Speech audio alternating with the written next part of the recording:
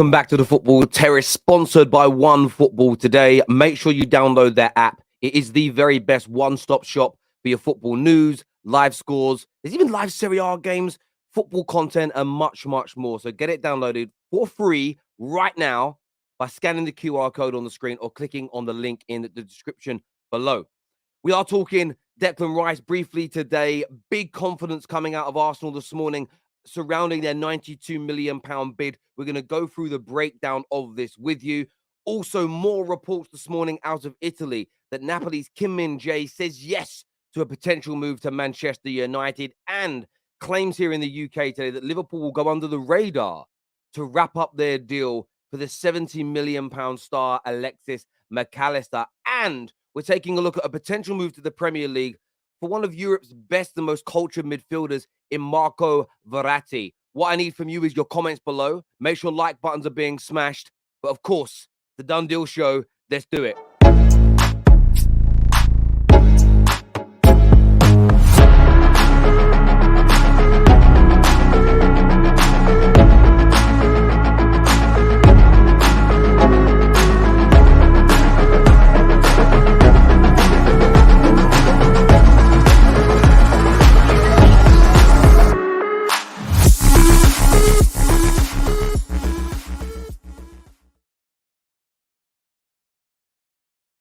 Welcome back, everybody. I hope you're doing well. I hope you're having a great start to your day. I hope you're living well and you're prosperous and you're healthy. I really, really do. Want to know also, I don't do this as much as I used to, but I want to know where you're watching from around the world right now.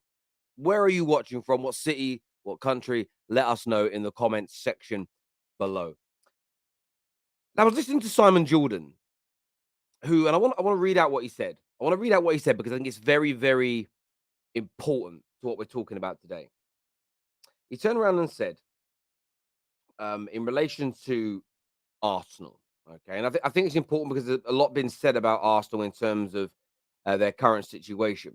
But he stated and said, to be able to even get a whiff of wrestling the Premier League away from Man City, I think you are talking about £250 million plus on new players. But of course, it has to be well spent.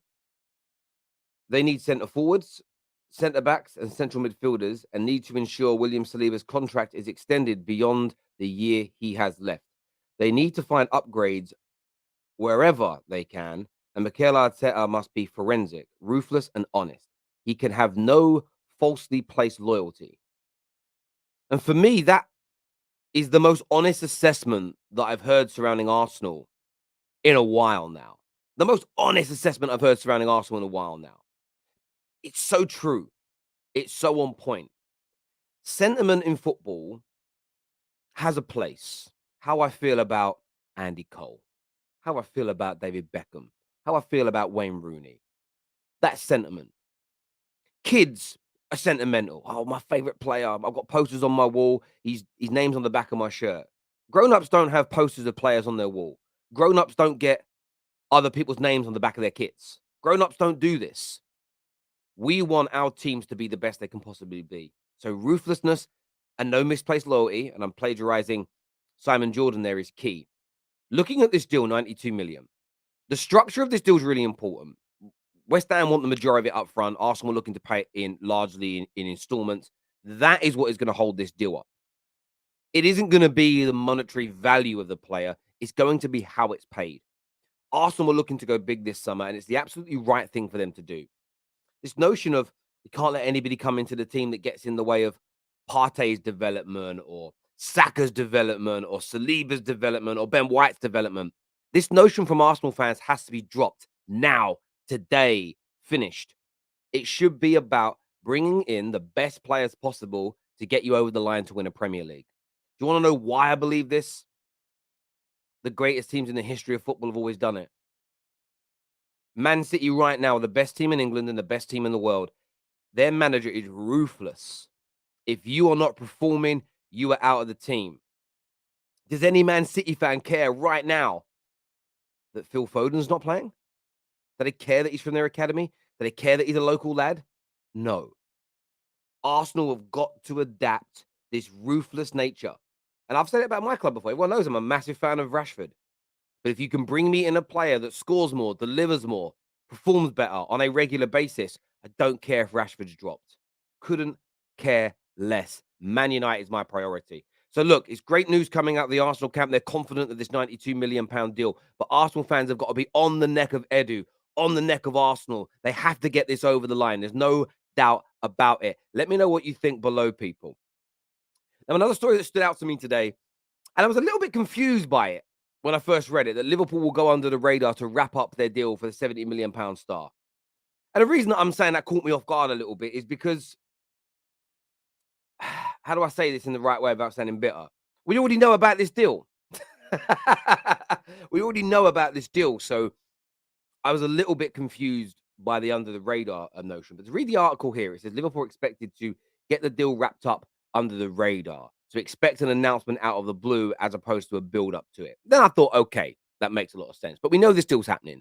Liverpool leading the race for him, £70 million. And to the point I made about Arsenal, Liverpool have fallen off this year by their high standards of late. £70 million for McAllister, boom. They're also right now the deepest in negotiations, according to Sasha Tavernieri, one of the best Belgian football experts out there, for Lavia. Now, a lot of people rate Lavia. A lot of people want Lavia to be part of, part of their football club. Liverpool are supposedly the deepest in negotiations with him. They're not holding back. That is a deal that's kind of going under the radar, according to the Belgian press, about how far along Liverpool are. Now, from my point of view, if Liverpool bring in McAllister and Lavia, their midfield goes up to such a level. With Trent moving into those areas, with Curtis Jones looking like there is a real player in there if he can continue this reign of form. I think you add those two new players, Trent and Curtis Jones, into that middle. I think you get another couple of years minimum out of Fabinho, who did look leggy at the start of the season, but a lot of that was down to who he was playing with. I think you add that youth, that exuberance, that power, that speed, that quality on the ball around him, you get 2 or 3 more years out of him, no doubt. Suddenly, that Liverpool midfield is looking very tasty, very dangerous, and very much very dynamic again. And that dynamism has been missing from the Liverpool engine now for about 2 seasons. Even though they nearly won a quad last year, there was still an element of their midfield that was not quite right, which is why they were 10, 11 points behind City at one point. A better midfield from the beginning of the season, I think they go on to win the league last year. But you've got to be picture perfect almost to beat this Man City team at the moment, just as you had to be picture perfect, back in the day to beat the Liverpools in the 70s and 80s, the Man Uniteds in the 90s and noughties. You have to be top notch to beat some of the greatest teams of all time. That's what Liverpool needs. So it's going to be very interesting to see what Liverpool do. But Lavia, McAllister, what a start to the summer that would be. Now, moving on to Man United, that are in a very similar boat. Interesting reports again this morning out of Italy. They are stating that Min-Jae has said yes to a potential move to Man United. Now, of course, we saw the entourage of Kim state yesterday that a deal with Man United is not closed. A deal with Man United is not complete. And this is true. If it was complete, it would be on the Man United website. It would be formally announced. But has he said yes to Man United in principle? In my opinion, I believe this story. Doesn't mean I think Man United will 100% sign him. There is always the case of other clubs getting involved. Man United want to wait until the 1st of July until they make an offer.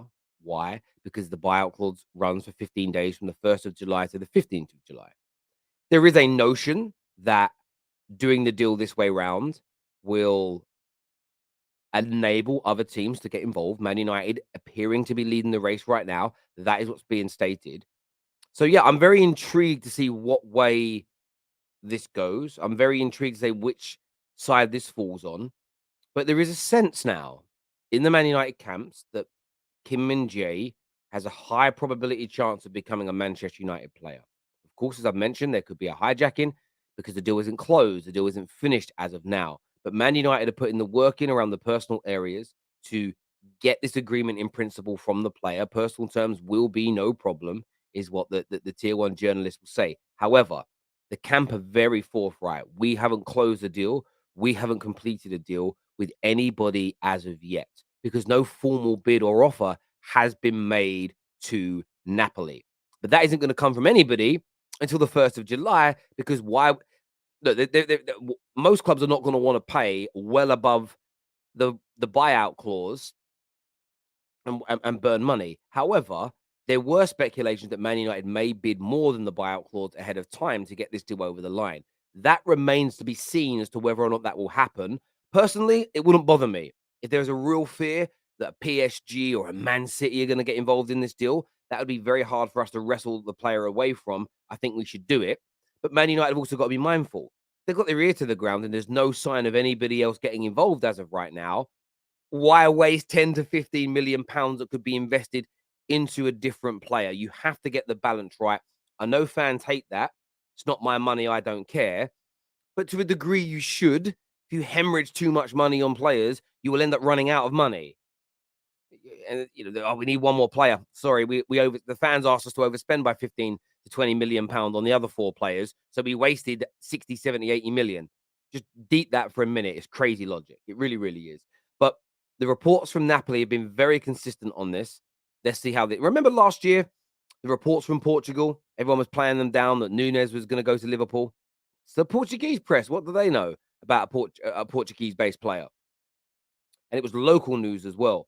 We saw the local Argentinian news know far more about Julian Alvarez to Man City than the British press did.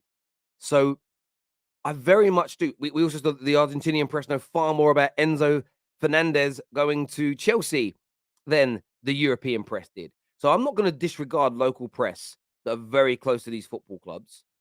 I'm going to remain open-minded, but that's the news as it stands right now. Let me know what you think and feel below. I did read an interesting story as well on OneFootball today that Man United are given a free run at the Paris Saint-Germain's Marco Verratti. And I know some people will be triggered by this story because he's 30 years of age. Some people don't like signing old men. I'm a little bit more concerned about his injury record than I am his age. But there's something about this deal that I love. Man United this summer need a player who's amazing at retaining the ball, amazing at knitting together the defense and the attack. And I think Frankie de Jong will be a main target of Manchester United. I don't think Verratti's a bad option. Remember, Man United are in this situation where we don't just want to buy young players and build up for 3 years without winning. Man United have got to keep improving but continue to win. I don't know how much credence there is in this story. I don't know how much seriousness there is about it. But I want it to be true. That's just me personally. I would like it to be true. What do you think on this?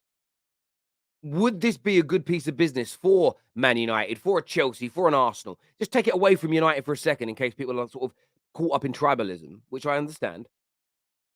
Would this be a good bit of business? Would he be at 30 years of age an excellent signing for a 2 or 3 year period? Or with his injury record and age, is it too big a gamble? Because he's going to be on big money if he comes. I want your thoughts and I want your feelings. Remember, my people, hit the like and the share button. Leave us your comments below, but download the OneFootball app right now. Go and get that done. It's an amazing app, as I say. All the news from it's a great aggregator of news. So rather than having to search 100 websites, you go onto their app. It's all there. Why would you do anything else? Until next time, take care. Goodbye. God bless. And I'll see you all again very, very soon. Peace.